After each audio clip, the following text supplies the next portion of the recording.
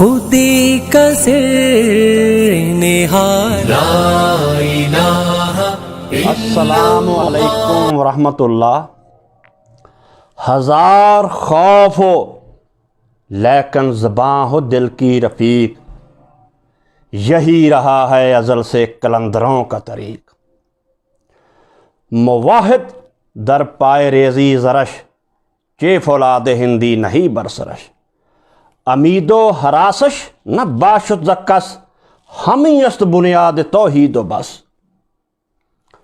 مواحد توحید پرست اور اللہ والا وہ ہوتا ہے جس کے قدموں میں سونے اور چاندی کا ڈھیر لگا دیا جائے اور اسے یہ کہا جائے کہ باطل کی اطاعت قبول کر لے، مگر وہ پہلے سے بھی زیادہ شدت سے باطل کی مخالفت کرے، یا اس کے سر پر لوہے کی تلوار بجلی بن کر چمکے اور اسے یہ ڈراوا دیا جائے کہ حق کے راستے سے منحرف ہو جا ورنہ تجھے مار دیا جائے گا، مگر موحد اور توحیدی پہلے سے بھی زیادہ قوت سے، طاقت سے حق کے راستے پر دوڑے۔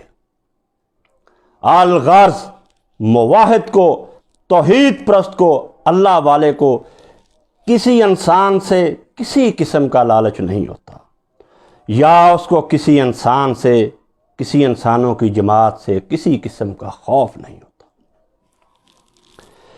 کسی بھی عالم دین، کسی بھی دین کے مبلغ، کسی بھی جماعت کے قائد کے لیے سب سے بڑا فتنہ یہ ہوتا ہے، اس کے لیے سب سے بڑی آزمائش یہ ہوتی ہے، اس کا سب سے بڑا امتحان یہ ہوتا ہے کہ وہ اللہ کی رضا کی بجائے لوگوں کی رضا کے چکر میں پڑا رہے، وہ اللہ کی خوشنودی کی بجائے لوگوں کی خوشنودی کی خاطر بھاگ دوڑ کرتا رہے، اور لوگوں کو خوش کرنے کی خاطر سیاہ کو سفید اور سفید کو سیاہ کہتا رہے۔ یہ سب سے بڑا فتنہ ہے، اور اسی لیے حضرت مسیح علیہ السلام نے اپنے حواریوں سے کہا تھا کہ یہودیوں کے جو عالم کہتے ہیں قطعاً ان کی بات نہیں ماننی، کیونکہ یہ جو کہتے ہیں وہ کرتے نہیں۔ یہ وہ فتنہ ہے جس کی سرزش اور جس پر ڈانٹ اللہ نے اپنی ہر آسمانی کتاب میں نازل فرمائی کہ اس فتنے سے، اس آزمائش سے ڈر کے رہنا۔ بڑے بڑے لوگ اس فتنے کی رو میں بہ گئے، اس فتنے کے سلام میں بہ گئے، ٹاواں ٹاواں ہی کوئی بچہ۔ والد مکرم حضرت مولانا محمد اسحاق المجتہد رحمۃ اللہ علیہ کو اللہ رب العزت نے اس فتنہ، اس آزمائش اور اس امتحان سے دور، بہت دور رکھا۔ اس میں ایک تو اللہ کا فضل شامل حال تھا، دوسرا ان کے کردار کی مضبوطی، دنیا کی آسائشوں سے دوری، دولت پرستی سے نفرت، شہرت پرستی سے نفرت، یہ عوامل بھی شامل تھے، کیونکہ دولت پرستی کیا ہوتی ہے، شہرت پرستی کیا ہوتی ہے، بلے بلے واہ واہ کروانا کیا ہوتا ہے، اس کا انہیں علم ہی نہیں تھا۔ ہاں، یہ چیزیں انہیں بچپن میں ہی نصیب ہو گئی تھی۔ عزت کیا ہوتی ہے، اس کے نظارے انہوں نے بچپن میں ہی کر لیے تھے، کیونکہ جب وہ اسکول میں پڑھتے تھے تو گورنمنٹ ہائی اسکول چک جمرہ کے ہیڈ ماسٹر بھی ان کو دیکھ کر احتراماً کھڑے ہو جاتے تھے، اور گاؤں میں ان کے والد کے جو سلسلے تھے وہ بھی دیکھتے تھے کہ سب لوگ ان کے دروازے پر آ رہے ہیں اور فیض یاب ہو رہے ہیں۔ تو اس فتنے سے اللہ تعالیٰ نے انہیں محفوظ رکھا۔ یعنی میں کہہ سکتا ہوں، اور قسم بھی کھا سکتے ہیں لوگ، کہ ایسا نہیں ہوا، پوری زندگی میں ایسا نہیں ہوا، ایک موقع بھی ایسا نہیں آیا کہ انہوں نے کہا ہو کہ بات تو یہ سچ ہے مگر میں بیان نہیں کروں گا، کہیں لوگ ناراض نہ ہو جائیں، کہیں لوگوں کے ماتھوں پر شکنیں نہ پڑ جائیں۔ یا ایسا بھی نہیں ہوا انہوں نے کہا ہو یا سوچا ہو یا موقع آیا ہو کہ بات تو یہ غلط ہے، چلو بیان کر دیتے ہیں، لوگ خوش ہو جائیں گے، جماعت خوش ہو جائے گی، ایسا موقع بھی نہیں آیا۔ اللہ تعالیٰ نے ان کو لوگوں کی خوشنودی سے بہت دور رکھا، کسی جماعت کی خوشامد سے بہت دور رکھا، کسی سرمایہ دار کی خوشامد سے اللہ نے ان کو بہت دور رکھا۔ ایسا بھی نہیں ہوا ان کا چہرہ جو باہر تھا وہی اندر تھا۔ ایسا بھی نہیں ہوا کہ انہوں نے لوگوں سے کہا ہو کہ اب کیمرہ بند کرو، میں کوئی پرسنل بات کر رہا ہوں، اب کیمرہ نہ چلانا، میں ایسی بات کرنے لگا ہوں جو نشر نہ ہو جائے۔ نہیں، وہ موحد تھے، جو بات کیمرے کے آگے کہتے تھے وہی کیمرے میں پیچھے کہتے، جو حجرے میں کہتے تھے وہی ممبر پہ کہتے تھے۔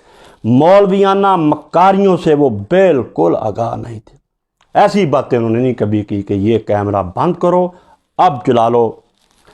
آئینے جواں مرداں حق گوئیو بے باکی، اللہ کے شیروں کو آتی نہیں رو بھائی۔ لوگ ریکارڈنگ کر رہے ہیں جس کا کہ انہوں نے خود کبھی نہیں کہا کہ میری ریکارڈنگ کرو۔ یہ ریکارڈنگ جو سلسلے اللہ نے شروع کر دیے ان کے، یہ ان سے پیار کرنے والے لوگوں نے خود ہی شروع کیے۔ انہوں نے آج تک نہیں کہا کہ شفیق میری ریکارڈنگ کرو، سہیل میری ریکارڈنگ کرو، ریکارڈنگ کر کے مجھے دکھاؤ میں کیسا لگ رہا ہوں۔ ایسے سلسلے انہوں نے نہیں کیے۔ اس کے باوجود ان کا ہر درس ریکارڈ ہے، ہر تقریر ریکارڈ ہے۔ یہ سب لوگوں نے کی ہے، اپنی مرضی سے کی ہے، ان کا اپنا کوئی سسٹم نہیں تھا۔ اس کے باوجود دنیا میں سب سے زیادہ ریکارڈنگ ان کی ہے۔ اسی لیے اقبال نے کہا ہے فطرت خود بخود کیا کرتی ہے لالے کی حنا بندی۔ تو آج کی صحبت میں جو کہ سلسلہ شروع ہو چکا ہے اور لوگوں نے بڑی محبت سے اس کو سنا ہے اور امید ہے کہ آئندہ بھی سنیں گے، آج کی صحبت میں ان کی جرأت و بے باکی کے واقعات بیان کیے جائیں گے۔ گو کہ اس کی ہزاروں مثالیں ہیں، مگر دیگ میں سے چند چاول آج کی صحبت میں، باقی انشاءاللہ کل۔ اب چلتے ہیں 1986 کی طرف۔ میں 5ویں کلاس میں پڑھتا تھا، تو گرمیوں کے دن تھے، میں اسکول سے گھر واپس آیا تو مسجد سے ہی پیوست ہمارا گھر تھا۔ جب میں دروازے پر پہنچا تو ظہر کی نماز ہو چکی تھی، تو میں نے سنا کہ مسجد سے آوازیں بلند ہو رہی ہیں۔ جو ہماری مسجد تھی وہاں سے آوازیں بلند ہو رہی ہیں اور کوئی شخص بڑا اونچی اونچی بول رہا ہے، بس اسے دھاڑنا بھی کہہ سکتے ہیں۔ اور میں نے یہ بھی سوچا اور یہ بھی میری آواز آئی کہ ابا جی بھی آہستہ آہستہ بول رہے ہیں، دھیمی آواز سے اس بندے سے بات کر رہے ہیں جو بڑی بلند آواز سے بات کر رہا ہے۔ کبھی کبھی ایسی بات کہتے ہیں کہ دلیل سے بات کرو میرے ساتھ۔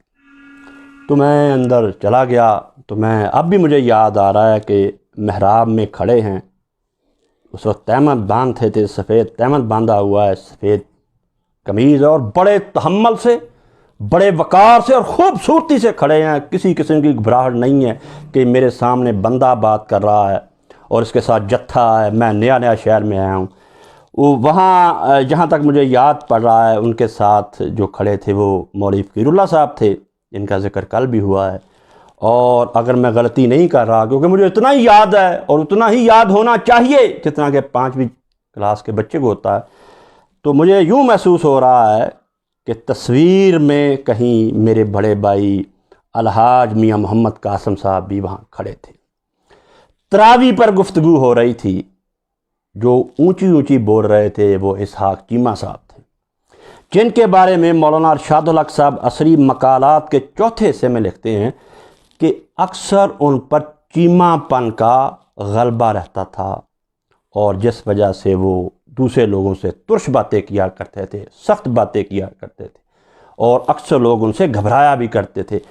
اسی بات کو ذہن میں رکھ کر، اسی کلیے کو ذہن میں رکھ کر وہ ابا جی سے مخاطب تھے اور تراویح کے بارے میں بات ہو رہی تھی، اور مجھے یہاں تک یاد ہے وہ تو کے لہجے سے بات کر رہے کہ تو اس طرح بیان کیتا، تو اس طرح بیان کیتا۔ تو ابا جی کہہ رہے تھے کہ چیمہ صاحب اونچی بولنے کا فائدہ نہیں ہے، اگر آپ کہہ رہے ہیں کہ میں چیمہ تو چیمہ ہی ہوں گا، مگر میرے ساتھ دلیل سے بات کرو۔ مولوی فقیر اللہ صاحب جو وہاں کھڑے تھے، ان کا بھی مجھے یاد آ رہا ہے کہ وہ کہہ رہے تھے چیمہ صاحب یہ تو کیا، ادب سے بات کریں جس طرح کہ مولانا صاحب کر رہے ہیں۔ مگر وہ منت اور سماجت کی بجائے اور ان کی آواز بلند ہو رہی تھی کیونکہ لوگ گھبراتے تھے. میں دیکھ رہا ہوں کہ ہماری مسجد کی انتظامیہ بھی گھبرائی ہوئی کھڑی تھی کہ چیمہ صاحب آئے ہیں. تو میاں صاحب بھی وہاں تھے. تکرار جب بڑھ گئی، آواز جب زیادہ بلند ہو گئی تو وہ بھی تو کیے جا رہے تھے. تو مولوی فقیر اللہ صاحب سے یہ رہا نہ گیا، کیونکہ وہ صحیح ہمارے ابا جی کے بھائی تھے. ہمارے گھر میں وہ اسی طرح داخل ہوتے تھے جیسے گھر کا کوئی فرد داخل. وہ باتیں کرنے والے نہیں تھے کہ میں نے چشمے سے پانی پیا، میں نے نلکے سے پانی پیا، اور جب لڑائی کا وقت آیا تو ناداں گر گئے سجدے میں جب وقت قیام آیا. تو جب انہوں نے توہین کرنی شروع کی، تو کہنا شروع کیا، تو پھر مولانا فقیر اللہ صاحب کا ہاتھ ان پہ اٹھ گیا. لوگ لرز گئے کہ چیمہ صاحب اور فقیر اللہ صاحب نے تو تمانچہ رسید کر دیا. تو پھر وہ لپکے مولوی فقیر اللہ صاحب کی طرف، مگر مجھے یاد ہے کہ شاید انہیں جفا ڈالا میاں عبدالواحد صاحب نے یا میاں محمد قاسم صاحب نے. خیر ان کو ٹھنڈا کر کے بھیجا وہاں سے، منو ان کے اوپر پانی ڈال کے بھیجا، جس کا نتیجہ یہ ہے کہ وہ زندگی بھر دوبارہ ہماری مسجد میں نہیں آئے. اور حق گوئی اور بے باکی کا چرچا پورے شہر میں ہوا کہ مولانا اسحاق صاحب جو کہتے ہیں حوالے دیتے ہیں، اس پہ پہرا دیتے ہیں، اور 24 گھنٹے جو مسجد کا دروازہ ہے وہ کھلا ہوتا ہے. ایسا نہیں ہے کہ کلپ بنا کے چڑھا دیا اور بندہ مل ہی رہا کہ تو ہے کہاں، وہ کہاں ہے تیرا نمبر، کہاں تجھ سے ملے. بات کرتے ہیں تو بات کے پیچھے کھڑے ہوتے ہیں. اور مسجد کی انتظامیہ اور شہر کے دوسرے لوگوں کو پتہ چل گیا کہ انہیں دلیل سے قائل کیا جا سکتا ہے. یہ نہیں کہا جا سکتا کہ میں چیمہ ہوں، میں قریشی ہوں، میں انصاری ہوں. ایسی باتوں کا ان کے نزدیک رائج اتنا بھی وزن نہیں ہے، کیونکہ یہ بڑی ہنگامہ خیز زندگی گزار کر آئے. تو دوسرا واقعہ جس کا میں آج کی صحبت میں بیان کروں گا کہ موحد کی طرح انہیں کسی قسم کا خوف نہیں. زندگی میں انہوں نے کبھی کسی انسان سے، کبھی کسی جماعت سے، کبھی کسی جتھے سے خوف محسوس کیا ہی نہیں، اور جس کی وجہ سے وہ حق کہنے سے باز نہیں آئے. 91 کی بات ہے. آپ لوگ جانتے ہیں کہ جب سپاہ صحابہ کا طوطی بولتا تھا، شیعوں کے گھر، شیعہ حضرات کے گھر، شیعہ لیڈرز کے گھر چھاؤنیاں بن گئے تھے. رات کو بھی ان کی چھتوں پر جو ہے نا وہ پہرے دار گھومتے تھے. کوئی شیعہ نکلتا تھا تو آگے بھی گاڑیاں ہوتی تھی، پیچھے بھی ہوتے تھی، دائیں اور بائیں بھی. یہ زمانہ تھا، ہر کوئی ڈرتا تھا سپاہی صاحب. ہمارے گھر کے قریب بھی انہوں نے جلسہ کیا. وہاں محمد زبیر بٹ صاحب ہوتے تھے جو بعد میں جیل میں مرڈر ہو گئے تھے. بڑا انہوں نے شور مچایا، بڑی خاک اڑائی انہوں نے. تو جلسہ ہوا، نعرے لگ رہے تھے، کافر کافر شیعہ کافر، جو نہ مانے وہ بھی کافر. بندوقیں، کلاشن کوفیں، اتنے بندے اتنی کلاشن کوفیں. بعد میں انہوں نے ایک پمفلٹ تقسیم کیا جس پہ عنوان تھا کافر کافر شیعہ کافر، جو نہ مانے وہ بھی. میں وہ پمفلٹ لے کے گھر آ گیا. کیا لکھا یہ تو خیر مجھے نہیں پتا تھا. ابا جی نے اس پمفلٹ کو بڑے غور سے پڑھا، حسب سابق پینسل سے نشانات لگائے اور سنبھال کے رکھ لیا. اگلا خطبہ جب آیا، یعنی جمعے کا دن آیا، تو انہوں نے حسب سابق کتابوں کا ڈھیر لگایا. اس وقت ویڈیو نہیں بنتی تھی. خطبے کا آغاز ان الفاظ میں کیا کہ فاروقی اور اعظم طارق، یہ پمفلٹ آپ کی طرف سے تقسیم ہو رہا ہے، آپ میرے پاس آ جائیں یا میں آپ لوگوں کے پاس آ جاتا ہوں. وہاں انہوں نے ایک سخت جملہ بھی بولا کہ اگر حیا ہے میرے پاس آؤ یا اپنے پاس مجھے بلا لو، میں تمہیں بتاتا ہوں شیعہ کافر ہیں یا مسلمان. میں اس پہ بات نہیں کروں گا، میں یہ بات کروں گا کہ تم لوگوں نے جو یہ پمفلٹ تقسیم کیا اور گھر گھر پہنچایا اور آگ لگائی ہوئی ہے، اس میں ایک حوالہ بھی صحیح نہیں. اگر حوالہ صحیح ہے تو اس کی عبارت آگے سے کاٹی گئی ہے یا پیچھے سے کاٹی گئی ہے. یہ تمہاری جو کتابیں ہیں جو خود ہی مولویوں نے لکھی ہوئی ہیں، مولویوں کے آگے پیچھے نام بڑے لمبے چوڑے کر لیے ہیں. وہ کوئی نبی نہیں تھے جنہوں نے یہ کتابیں لکھی ہوئی ہیں 10 جلدوں والی، 12 جلدوں والی. یہ مولویوں کی لکھی ہوئی کتابیں ہیں. وہ مولوی کہہ رہا ہے کہ فلاں کافر ہے، فلاں مسلمان ہے. تو انہوں نے کہا کہ یہ سارا الف سے لے کے یہ تک تیرا پمفلٹ جھوٹا ہے، اللہ سے توبہ کر. پتہ نہیں انہوں نے توبہ کی یا نہیں، جب یہ خطبہ دیا تو ہمارے ادھر صاحب ہیں وہ پولیس میں تھے اس وقت، تو انہوں نے کہا کہ ہن مسجد چ گولی چل جانی۔ جب انہوں نے دھواں دار زوردار خطبہ دیا تو وہ پولیس آفیسر کہنے لگے ہن اس مسجد چ گولی چل جانی۔ ابا جی کو جب پتہ چلا تو انہوں نے کہا گولی چل جانی ہاں تو اپنے کر رہا ہے، اتنے کی لینا ہونا؟ اگر مسجد چ گولی چل جانی ہاں تو اللہ دے بندے تو اپنے کر رہا ہے، اتنے تو کی لینا ہونا؟ وہ تینوں کہڑا سی نائی بھیج دے ہاں کہ تو ساڈے پیچھے آ کے جمعہ پڑھ۔ ہمارے بعد کہاں وہ وفا کے ہنگامے، کوئی کہاں سے ہمارا جواب لائے گا؟ اب یہ ولولہ، اب یہ جوش، اس سے تقریر کرنی اور پھر کھڑے رہنا کہ مجھے بلاؤ یا میں تمہارے پاس آتا ہوں۔ کھلا ہے دروازہ، 24 گھنٹے دروازہ کھلا ہوتا، 24 گھنٹے وہاں رہتے تھے، اور رات کو عشاء کے بعد چارپائی پہ سوتے تھے، اور مسجد کے مین گیٹ کے بالکل سامنے چارپائی ہوتی تھی، اور وہ گیٹ سلاخوں والا تھا جس میں سے بلی بڑی آسانی سے گزر جاتی تھی، کوئی ڈر نہیں، کوئی خوف نہیں۔ تیسرا واقعہ جس کا صرف میں ہی چشمدید گواہ ہوں، ہم تھوڑا سا مسجد سے دور چلے گئے تو کھانا ان کو پہنچایا جاتا تھا مسجد میں، کھانے کا کوئی ٹائم نہیں تھا، جب بھی پہنچا دیا، جب بھی کسی کو وقت ملا پہنچا دیا، کیونکہ زندگی بھر انہوں نے کھانے کا ٹائم رکھا ہی نہیں کہ یہ میرا کھانے کا ٹائم ہے، یہ میرا ناشتے کا ٹائم ہے، نہیں، جب بھی آ گیا۔ اگر نہ بھی کسی کو موقع ملا مجھے یا کسی بھائی کو تو گھر والوں نے کہہ دیا انہوں نے چائے پی لینی ہے، بس وہ چائے پی لی، بسکٹ کھا لیے، کھانے کا ذکر نہیں انہوں نے ساری زندگی کیا۔ اس پہ علیحدہ گفتگو ہوگی۔ تو مغرب کے بعد میں کھانا لے کے گلگشت کالونی سے آیا جامع مسجد کریمیہ میں، مغرب اور عشاء کا درمیانی وقت تھا، تو جب میں دروازے پہ داخل ہوا دیکھا کہ 2 چنگے تکڑے موٹے مولوی، اتنی لمبی داڑیاں اور برچھے حرام کھا پڑے ہوئے، تو میں یہ دیکھ رہا ہوں کہ ابا جی ان کو دھکے دے کے باہر نکال رہے ہیں کہ چلو چلو اپنا کام کرو، نکل جاؤ، یعنی دونوں کو، ان برچھوں کو جو ہے وہ ان کو نکال رہے ہیں۔ ان میں سے ایک جو زیادہ موٹا تھا اس سے میں نے پوچھا، اس کے ہاتھ میں ٹیپ ریکارڈر تھا، کہ کیا بات ہوئی؟ تو اس نے کہا کہ میں سپاہ صحابہ کا عہدیدار ہوں، یہ سپاہ صحابہ فلاں زون کا صدر ہے، تو ہم یہ کیسٹ لے کے آئے ہیں کہ مولوی صاحب دیکھیں آپ نے حضرت معاویہ کے بارے میں کیسی سخت باتیں کی ہیں۔ تو مولانا صاحب سن نہیں رہے، تو ابا جی ان سے کہنے لگے پھر میرے سامنے کہ میں نے جو کہا ہے مجھے پتہ ہے اور میں اس کا ذمہ دار ہوں، مجھے دوبارہ سننے کی ضرورت نہیں ہے۔ ان کو وہاں سے انہوں نے نکال دیا اور کہا کہ کسی عالم کو لے کر آؤ اگر مجھ سے بات کرنی ہے، میں نے جو بات کی ہے میں اس کا ذمہ دار ہوں۔ عزیزو، آج کی صحبت میں یہ باتیں کہہ دیں کہ انہوں نے کبھی بھی یہ بات نہیں کی کہ میری اس بات سے لوگ خوش ہوں گے یا میں کروں گا تو لوگ ناراض ہوں گے۔ اس آزمائش سے اللہ نے انہیں دور رکھا۔ یہ راستہ انہوں نے بڑے تحمل سے، بڑے غور سے اور بڑے اللہ کی مدد سے اپنایا تھا، اور بڑی آن، بڑی شان سے اس راستے پر چلتے رہے۔ انہیں دولت کی ضرورت نہیں تھی، انہیں شہرت کی ضرورت نہیں تھی۔ اگر ان چیزوں کے ان کے دل میں رائی جتنا بھی وزن ہوتا یا دل میں خواہش ہوتی تو وہ دنیا کے میدان میں بھی سب سے آگے تھے۔ وہ اپنے اسکول کے لائق نہیں، لائق ترین اسٹوڈنٹ تھے۔